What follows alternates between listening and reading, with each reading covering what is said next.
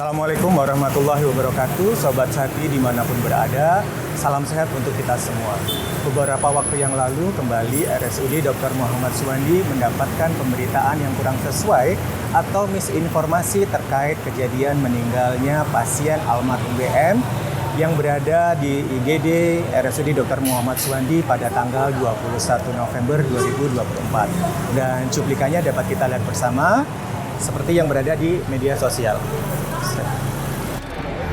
Diburu, Ini warganya yang tuanya ini. diburu, tak apa-apa anak. Tadi kami obat jadi dia ada omor. Ini obat jadi dia ada omor. Jangan Beli, ada pembunuhan, kriminal di sana. Jangan sampai orang sakit kayak begitu marjo, pembunuhan. Lina, dong. Dia lagi dong. Leli pucong. Lina, dia lagi dong.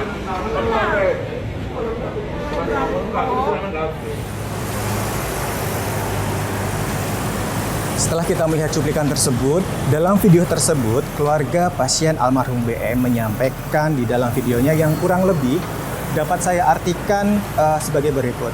Baru saja anak saya tidak kenapa-kenapa. Diberi obat seperti ini sambil menunjukkan satu biji kemasan vitamin yang kita ketahui adalah vitamin B kompleks. Diberi seperti ini, anak saya tidak ada umurnya atau meninggal dunia. Tidak ada umurnya anak saya, jangan bawa pasien ke Tambak Rejo. Ini merupakan pembunuhan. Dan tampak juga di dalam video tersebut pihak keluarga yang mencoba untuk menenangkan posisi bapaknya. Kejadian tersebut ramai diperbincangkan di media sosial dan saat ini RSUD Dr. Muhammad Suwandi akan memberikan sedikit penjelasan terkait kronologis bagaimana alur atau pasien almarhum WM sejak masuk ke dalam instalasi gawat darurat RSUD Dr. Muhammad Suwandi sampai dinyatakan meninggal oleh Dr. Angela. Mari kita lihat bersama.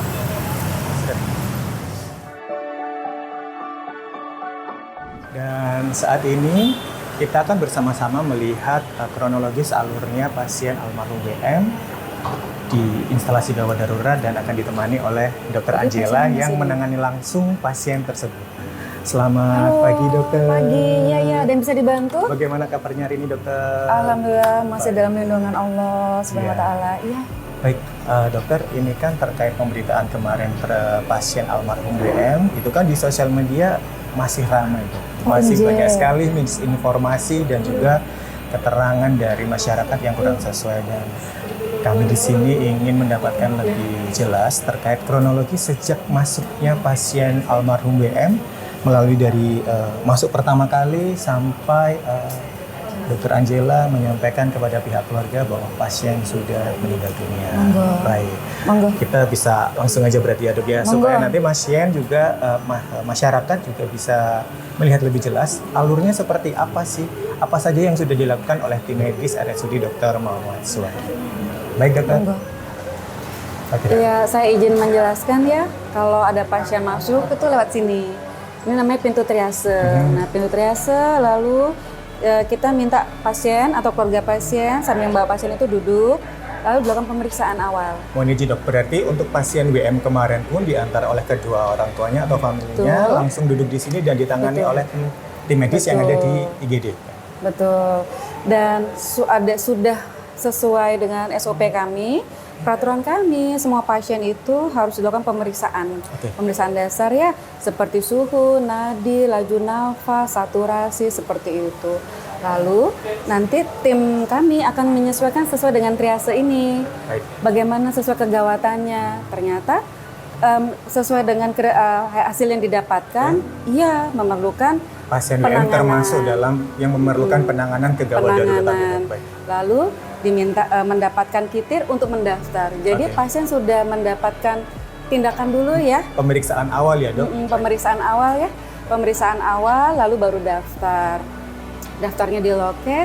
Setelah daftar datang ke sini untuk menyerahkan lembarnya. Tapi tidak semua ya. Jadi keluarganya ada yang ke sini, pasiennya diarahkan ke dalam. Oke, baik. Mohon maaf dok. Berarti untuk yang pasien almarhum BM kemarin ya dok, setelah diantarkan ketika masuk ke dalam IGD RSUD Dr. Muhammad Suwandi dilakukan pemeriksaan, walaupun masuk ke dalam kategori kegawat daruratan, tetapi kondisi pasien masih Stabil. ya dok ya. Betul. Tidak terlalu yang harus sangat gawat darurat harus Tidak. penanganan. Tidak ya dok ya. Tidak. Jadi kalau misalnya sangat mengancam jiwa, tanpa lewat sini, Langsung masuk ke OGD, dalam. oke. Termasuk yang mengancam nyawa juga langsung masuk ke dalam. Baik. Nah kalau kondisi adiknya itu masih di kondisi yang TS 4. Masih yang biru ya dok. 4, Oke, iya. siap. Jadi karena tanda-tandanya itu masih bagus semua, pasien masih sadar penuh, seperti itu. Oke. Tapi 4 itu tetap masih membutuhkan penanganan di IGD. Oke. Berarti setelah pasiennya almarhum WM itu ditangani di triase ya dok tadi, keluarga pasien proses mendaftarkan pasien diarahkan ke ruang Dalam. IGD. Baik. Iya, ke Kita boleh critical masuk care. nggak dok? Silakan, monggo. Waktu itu pasien posisinya diletakkan di ruang tengah di sini ya. Baik. Ya. Posisinya pas waktu itu di sini. Di sini ya dok. Betul, Oke. di sini. Baik. Gitu. Setelah pasien almarhum WM itu masuk ke dalam ruangan IGD dok, itu berarti untuk proses perawatan atau pengobatannya apa saja dok yang sudah dilakukan di sini? Baik, dikarenakan di depan itu sudah ada tanda-tanda dehidrasi ya, karena adik WM ini kan datang dan keluar demam 1 bulan, Sudah demam selama 1 bulan. naik turun, disertai bibir kering, menunjukkan tanda kurang cairan ya. Demam naik turun selama 1 bulan. Ini dari berarti hasil dari wawancara dengan keluarga ya dok? Ya? Betul. Pasien WM, almarhum WM itu mengalami panas naik turun selama 1 bulan. Betul. Dan ketika dibawa ke IGD RSUD Dr. Muhammad Suwandi sudah mengalami tanda-tanda Betul. dehidrasi dok. Betul, Oke. karena selain demam, almarhum juga mempunyai keluhan mencret. Dengan diare, disertai diare. Iya, mencret dan batuk pilek itu. Oke. Lalu setelah masuk ke dalam area IGD ini dok, pengobatannya, tindakan penanganan yang dilakukan oleh tim medis RSUD Dr. Muhammad Suwandi seperti apa dok? Iya, karena pasien ini membutuhkan penanganan, maka kita masukkan ke ruangan ini. Lalu otomatis ya dilakukan infus ya, Oke. dan diberikan obat-obatan sesuai dengan keluhan yang didapatkan. Itu yang pertama, lalu ambil darah untuk Oke. dilakukan pemeriksaan laboratorium. Lalu semua hasil ini ya, semua hasil ini dilaporkan ke dokter spesialis anak. Dokter spesialis, Iya. dokter penanggung jawabnya ya dok ya, Betul. dokter penanggung jawab dari pasien almarhum.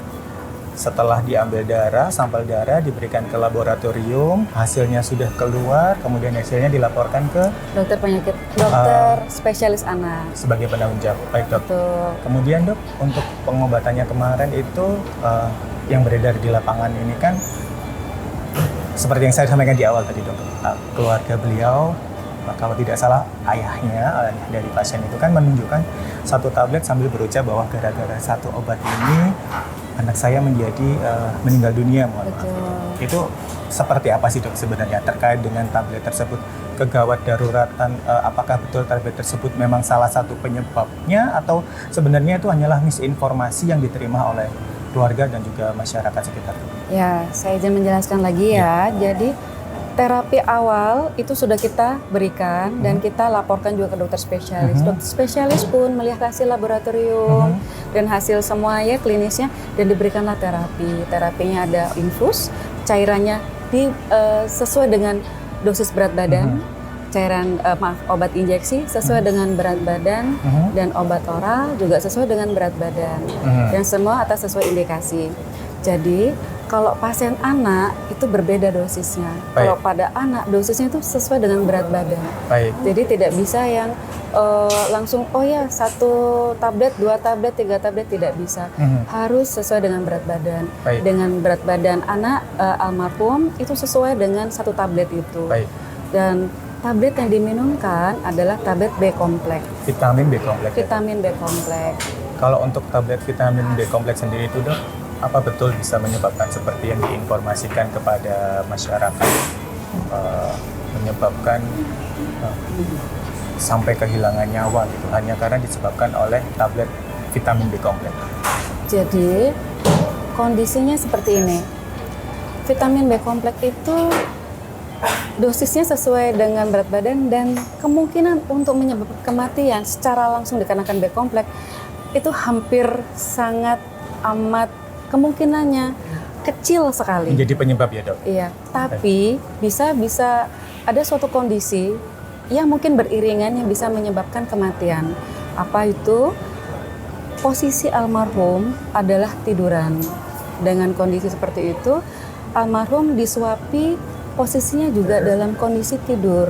Nah, disuapinya waktu itu roti disertai coklat ya, coklat lalu air mineral. Nah, posisinya adalah tidur. Nah, obat B kompleks itu betul dalam bentuk gerusan, ya digerus lalu diminumkan. Nah, proses inilah yang awalnya harusnya masuk di lambung.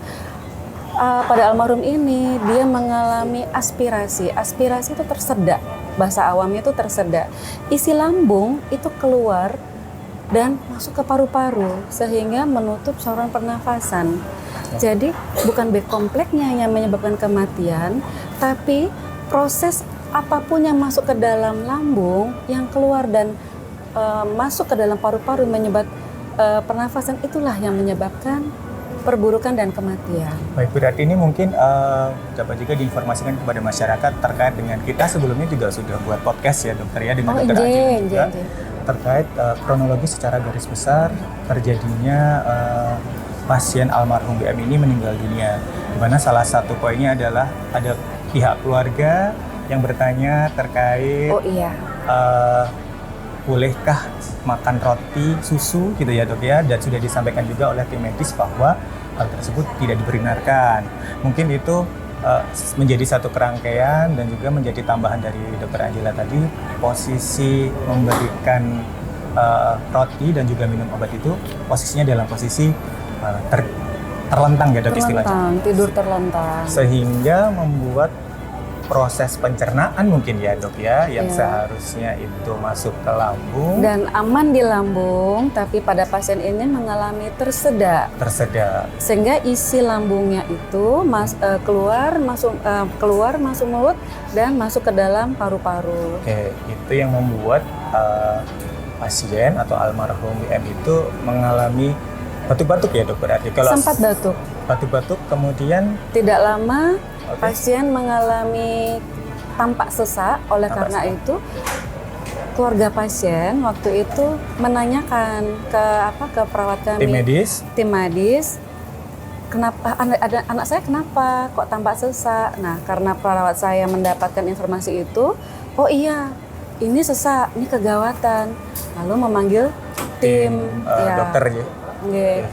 Begitu saya datang, posisinya adalah bibir almarhum sudah biru, biru dan tampak sesak sekali, dan effort batuknya pun kurang bagus. Kenapa? Begitu waktu bibirnya biru, saya langsung mintakan untuk pindah ke ruang bilik 10.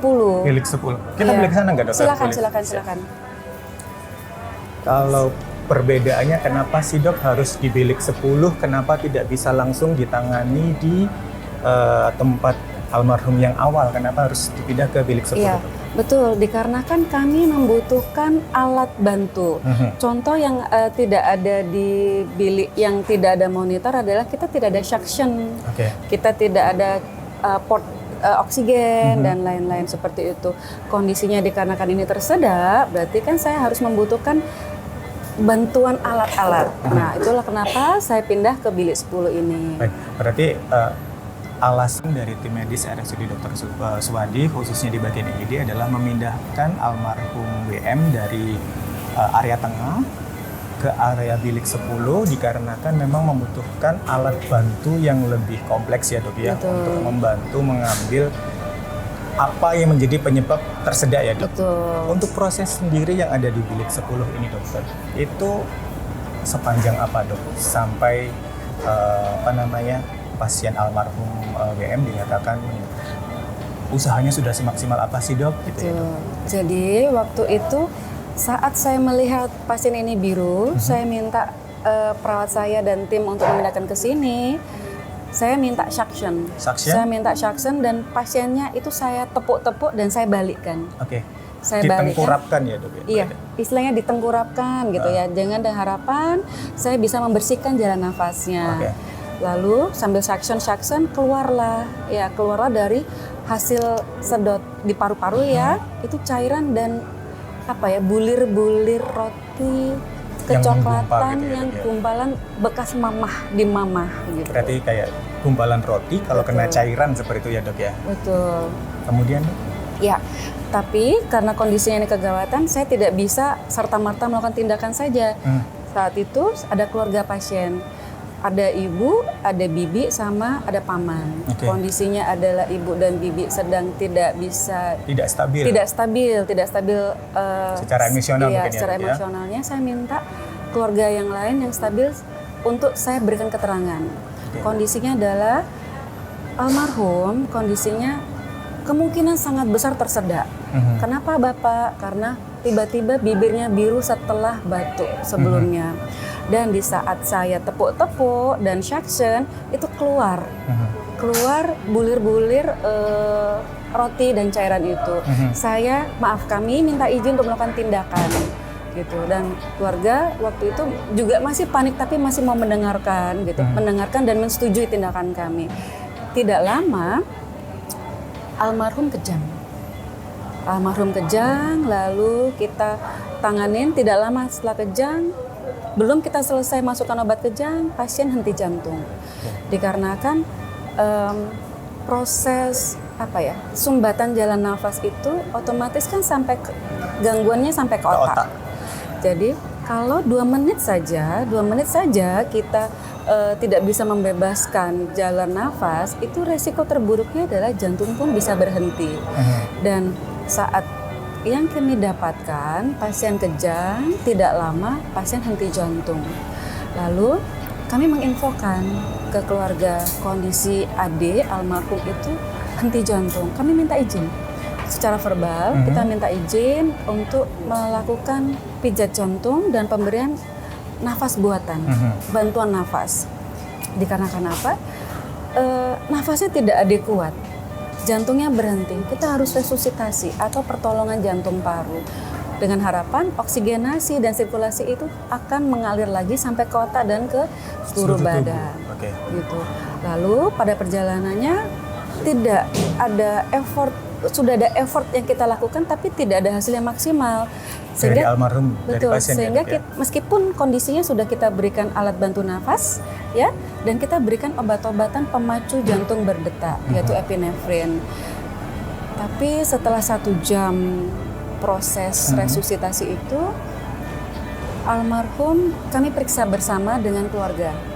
Waktu itu keluarga pasien saya minta, waktu itu yang kami anggap stabil, bisa diajak berkomunikasi iya, adalah itu ada 2 orang, yaitu paman sama ibu kader. Ibu kader. Bu kader. Lalu saya minta untuk pamannya itu tidak jauh-jauh. Jadi pamannya saksi melihat kami melakukan apapun. Dan kami setiap tindakan apapun, Pak, obatnya kami masukkan ya. Ini obat untuk membuat jantung berdetak. Pak, ini alat bantu nafas ya. Saya izin memasukkan ya. Memang izinnya secara verbal karena tidak mungkin, etika pun kegawat daruratan betul, ya, etika pun tidak mungkin, betul. Nah, iya. Setelah 1 jam resusitasi, 1 jam pertolongan itu, kami melakukan evaluasi bersama dengan perwakilan keluarga, nggih, karena posisinya orang tua kondisinya masih belum stabil, jadi saya tetap harus membutuhkan saksi. Saya minta keluarga dan ada Bu Kader. Saya di situ memeriksa bersama. Saya memastikan kalau misalnya ada satu saja Pak tanda kehidupan, kami akan kejar. Tapi jika tidak ada, kita evaluasi bersama ya. Di situ kami dapatkan pupil dari mata itu melebar dan sudah kita berikan cahaya, refleks mengecilnya tidak ada. Okay. Lalu kita gerakkan kepala pasien almarhum dan refleks muntah tidak ada, itu menunjukkan batang otaknya sudah tidak berfungsi. Pangapunten, waktu itu saya minta maaf untuk saya lepas bantuan oksigennya untuk melihat apakah ada daya upaya pasien untuk bernafas, dan di situ saya lihat Bapak, kita sudah, mohon maaf saya lepaskan oksigennya dan adiknya tidak bernafas. Dan di situ iramanya juga Irama yang jantung yang flat, ada di monitor ya dok ya? Iramanya flat menunjukkan tidak ada irama jantung yang signifikansi. Di situ dengan berat hati kami menyatakan jam kematian. Oke, berarti almarhum WM dinyatakan meninggal dunia setelah dilakukan upaya apa tadi dok? Resusitasi ya dok ya, resusitasi selama 1 jam. Resusitasi pertolongan selama 1 jam, dan dalam proses resusitasi tersebut pun tim medis IGD RSUD Dr. Muhammad Suwandi juga selalu menanyakan dan minta persetujuan secara verbal. Iya, Karena betul. tidak dimungkinkan juga meminta persetujuan secara tertulis di dalam posisi kegawat daruratan. Betul. Dan memang yang diminta istilahnya persetujuan adalah kerabat terdekat, yaitu paman ya dok ya, karena kedua orang tua secara emosi kurang stabil untuk dapat berkomunikasi ya dok. Betul. Baik dokter, dari penjelasan yang tadi disampaikan oleh dokter, sejak pasien almarhum WM diterima di triase sampai dinyatakan meninggal dunia di bilik 10, setelah dinyatakan meninggal itu tindakan apa lagi dok yang telah dilakukan oleh tim medis RSUD Dr. Muhammad Suwandi? Betul. Ada prosedur. Baik. Prosedur jika ada pasien yang sudah kami nyatakan meninggal, itu ada prosedur yaitu menunggu di UGD selama 2 jam. Maksudnya apa? Ada istilah orang awamnya itu mati suri. Baik. Jadi kita mau memastikan apakah pasien ini mati suri atau memang sudah definitely Sudah meninggal, dipastikan meninggal, dipastikan meninggal. Pada saat itu keluarga menginginkan pasien untuk dibawa. Baik. Tanpa menunggu 2 jam. Lalu kami menghubungi ambulans untuk mengantarkan almarhum ke rumah beserta didampingi oleh tim kepolisian waktu itu ada di sekitar UGD ini. Iya. Baik. Berarti setelah pasien almarhum WM dinyatakan meninggal, seharusnya sesuai dengan SOP yang ada ya dokter, itu pasien menunggu 2 jam untuk memastikan bahwa pasien betul-betul meninggal dan tidak mengalami istilahnya mati suri. Iya. Baik. Dan setelah dinyatakan meninggal tanpa menunggu 2 jam, pihak dari keluarga menginginkan pasien untuk segera dibawa pulang ke rumah duka ya dok ya. Dan dari pihak RSUD Dr. Muhammad Suwandi khususnya dari bagian IGD menghubungi pihak ambulans kami, kemudian mengantarkan pasien ke rumah beserta didampingi oleh dari pihak keamanan ya dok ya. Baik. Dari informasi yang disampaikan oleh Dr. Angela tadi, di sini kita dapat menyimpulkan bahwa tim medis yang ada di IGD RSUD Dr. Muhammad Suwandi telah melakukan segala daya dan upaya untuk berusaha menyelamatkan pasien almarhum WM dengan SOP yang telah tersedia di RSUD Dr. Muhammad Suwandi, baik mulai penanganan pasien awal di triase sampai dengan proses pemulangan almarhum ke rumah duka. Seperti itu ya dokter.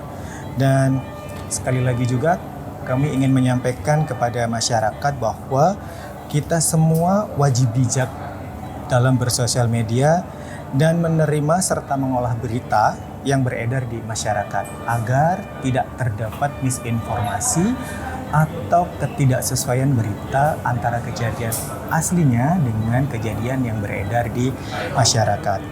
Karena mengambil gambar atau mendokumentasikan kegiatan yang ada di sebuah rumah sakit ya dok ya, atau di pelayanan kesehatan itu juga melanggar undang-undang yang ada di RSUD Dr. Muhammad Suwandi maupun di wilayah Indonesia.